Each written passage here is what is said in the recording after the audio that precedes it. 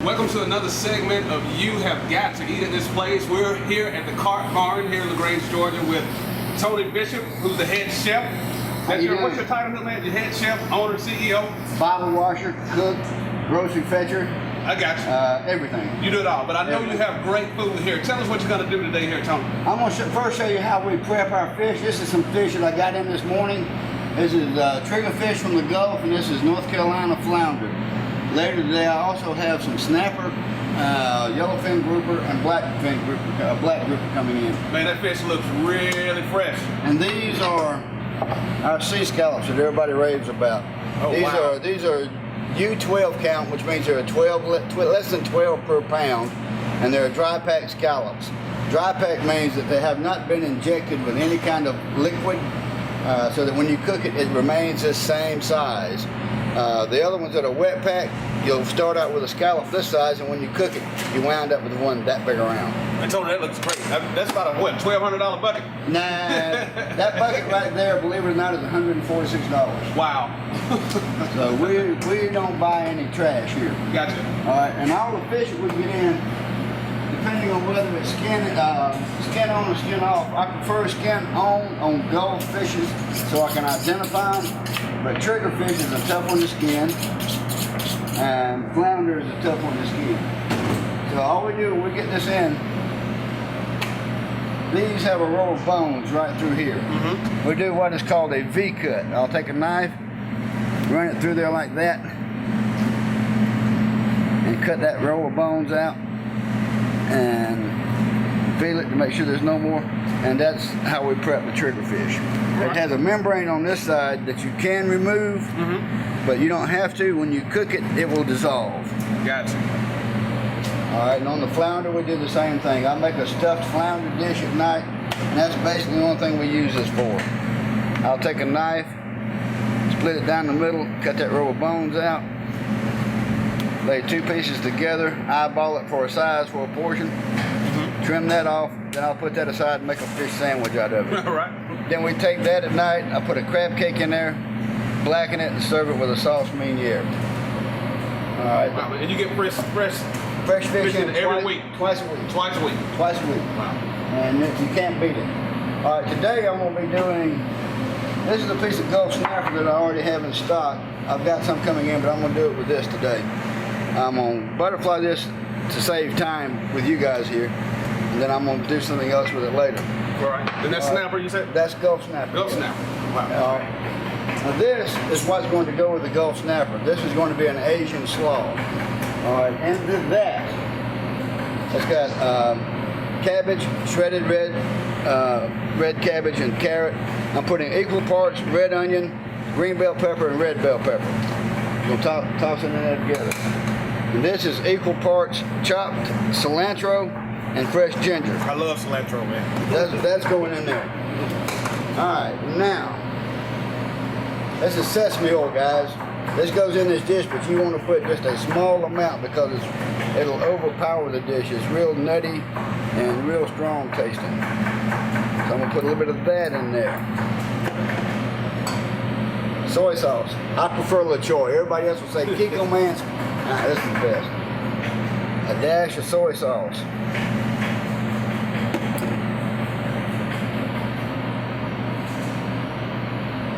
What is that there now? Honey. Honey. About a teaspoon of honey. We got to season everything. A pinch of black pepper. I'm going to put a dash of red wine vinegar. I'm making like an Asian vinaigrette to go on this. Okay. All right. Then I'm going to take a pair of tongs and I'm going to toss all this together. And that is the Asian slaw that is going to go on our Gulf red snapper. Gulf red snapper. All right. I'm going to let that sit while we cook the fish. And also I'm going to do that piece of trigger fish that you saw right here. I'm going to do that with a pecan crust, with a Worcestershire butter sauce, caramelized veggies, and shoestring fried potatoes. Okay. All right, to make the Worcestershire butter sauce, guys, I'm going to put about a quarter cup of Worcestershire in here. Notice you're pretty good with those measurements.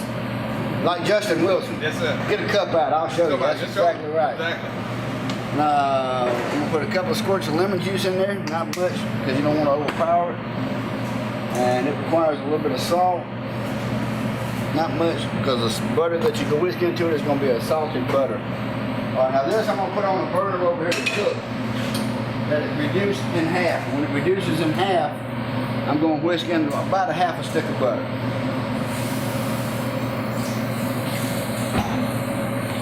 And it's good to buy good butter, guys. There's a discount for butter in the store.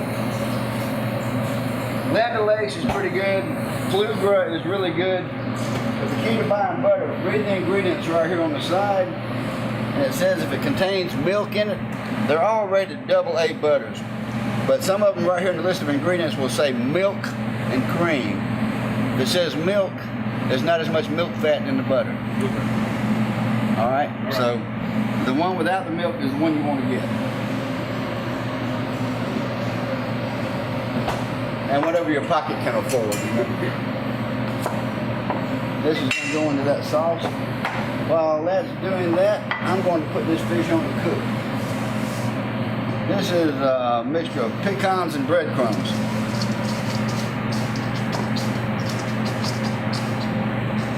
For this snapper, it's typically done with breadcrumbs and coconut because it's a Polynesian style dish. But like I said, to save time this morning with you guys, I'm doing it simply. And I'm going to throw it on my flat grill.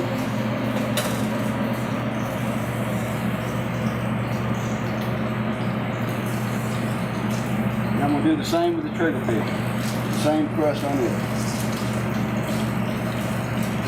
And when you're cooking triggerfish, you want to, that membrane side that I showed you, you want to start that side down. Sort of cook it off.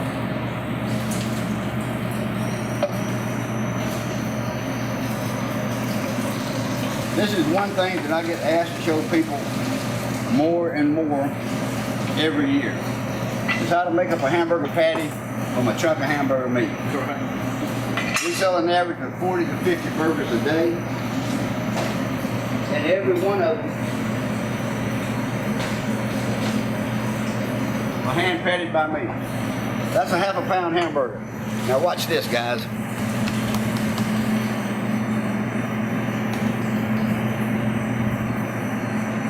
You got a perfectly round hamburger patty that will not cook up into that knot that you're used to seeing on your grill. The trick to it is, I'm going to go through it in slow motion this time. The trick to it is, mash it out flat. Cup your fingers on your left hand, press them into your fingertips. Do the same on the other side, so you go all the way around it, and you create like a valley in the middle of that burger, so that when it cooks, that valley will cook out and this burger will be perfectly flat. So I'm gonna cook that thing. All right, now Worcestershire is reduced down. See how that looks like a syrup? That's how you want it. You don't want it to be real thin. And I'm gonna take that butter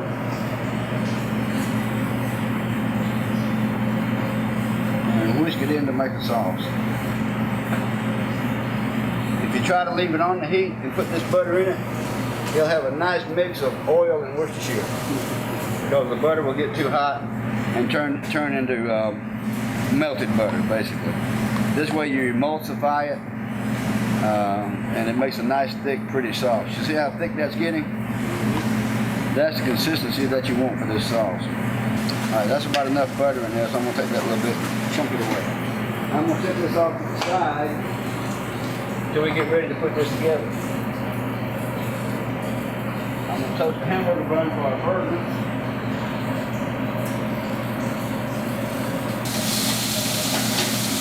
Alright, I told you that triggerfish is going to come with caramelized veggies. All this is a little mixture of yellow squash and green squash.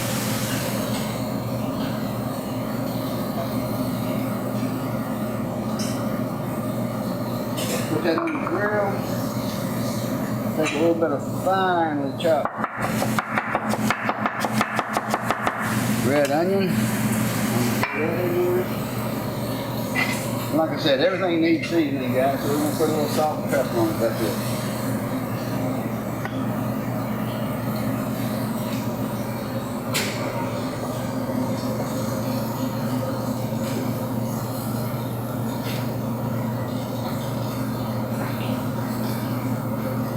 hope y'all are hungry. Oh yeah. And to explain the apron like I did to these guys, my girlfriend is a big LSU fan. She gave this to me for Christmas, and I've never worn it, so I promised her I would wear it to do this commercial. So, here's to you, darling. And to Shaq, and to your brother Todd. You're probably going to get a lot of brouhaha from people saying, he's not wearing gloves. I wash my hands 1,000 times a day, guys. And when you walk into a restaurant, just because you see somebody that's not wearing gloves, doesn't mean they're not following health guidelines. The only time you're required to wear gloves in a restaurant in a commercial setting is when you're handling food that is not going to be cooked again. If it's going to be cooked again, you can do it, you can prep it without gloves. And like you saw me over here a minute ago, when I'm chopping, those plastic gloves have caused me to be cut more times than any. This blade will stick to that rubber on that glove so that when I come up, it will catch it and turn the knife into my fingers. So I don't chop wearing gloves. I don't know who come up with that regulation. I'm assuming it's some official up in Washington that has nothing better to do except to figure out a way to keep a job, so he's sitting up there writing regulations that don't amount to a hill of beans. All right, we're just about ready to put this stuff up.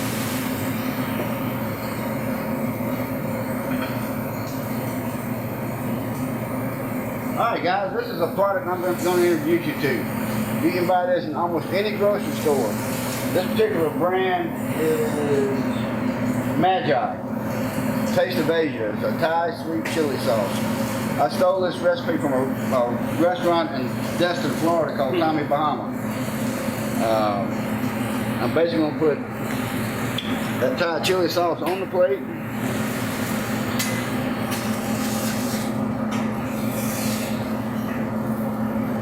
Take these two pieces of snapper, lay that right there. Wipe up the drool. And this is jalapeno oil.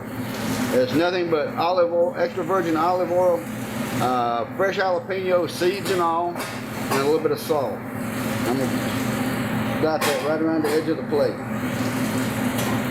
And then on top of that, you saw the Asian slaw that I made earlier. I'm going to put a nice little healthy serving right on top of that.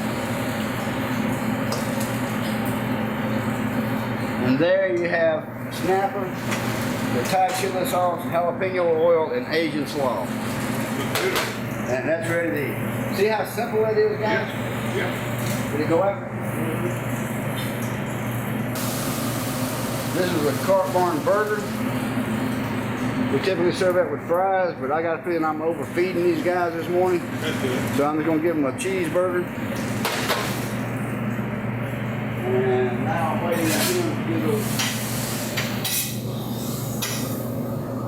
See how that fish is falling apart?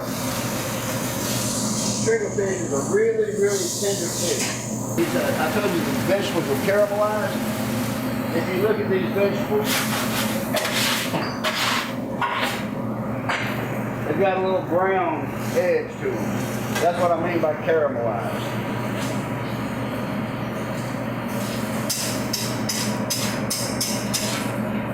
I'm going to put that right on top of that fish.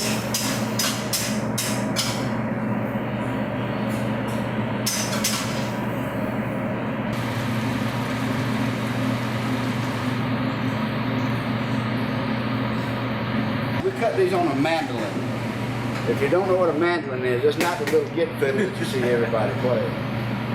Cook's terms, this is a mandolin. You see the teeth on it here? There's a cutter blade here.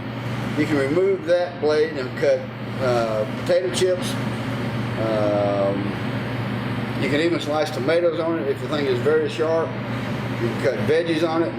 And you can also cut your finger on it. So be really careful. Remember I told you the Worcestershire butter sauce? I'm going to pour this right over the top of this fish. See how nice and rich and caramelized, how do you say caramel? Caramel. Oh yeah, okay. Nice and thick butter sauce. Go on there. We'll wait just a minute on these guys to cook and that dish will be finished. Alright. I'm gonna take these over here and let these guys eat. When you come to the car bar, we give you one fork. We don't try to make you dizzy by giving you an assortment of silverware changes. So when you come to the car barn, if you lose your fork, we'll give you another one. Most times you only get one, so pay attention to it. Oh, awesome. All right, here's one of my favorite parts of you have got to eat at this place. Like I said, we're here at Cart Barn, and this looks delicious.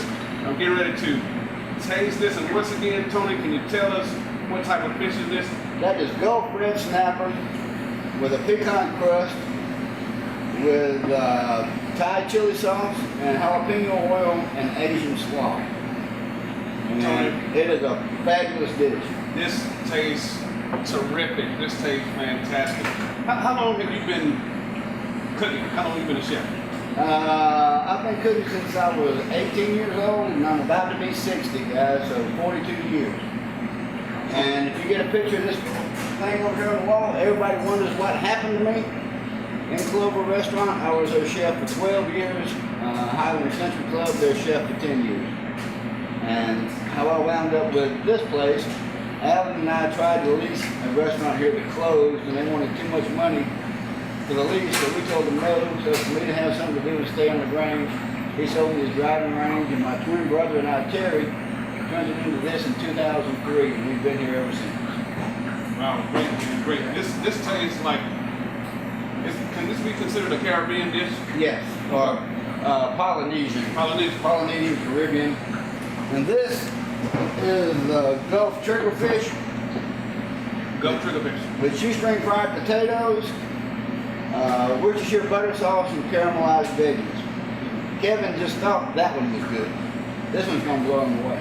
Okay, I'm gonna taste the triggerfish here. Man, I taste that ginger and that cilantro, and man, they go together just like the hand and the glove. Triggerfish out of the Gulf. Here goes. Oh, Tony. Tasty, isn't it? Both of those is absolutely great, man. Great. Now, what are your hours here at the Cart Barn? When I want to be here.